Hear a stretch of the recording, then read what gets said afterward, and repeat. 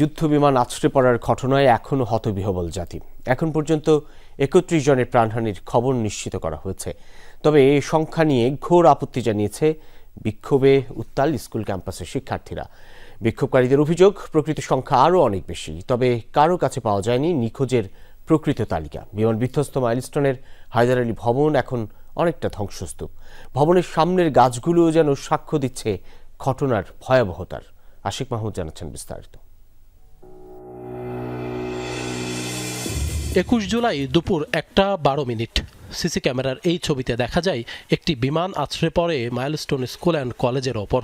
সাথে সাথেই তা বিধ্বস্ত হয়, কালো ধোঁয়ায় ছেয়ে যায় চারপাশ। আগুনে দগ্ধ হয় বহু শিক্ষার্থী, শিক্ষক ও অভিভাবক। আমরা তো বলবে যে আমার বাচ্চাটা আছে বা নাই, আমার তো কেউ বলে না, আমি তো পাই না। বুকফাটা এই আহাজারি সন্তান হারানো এক মায়ের।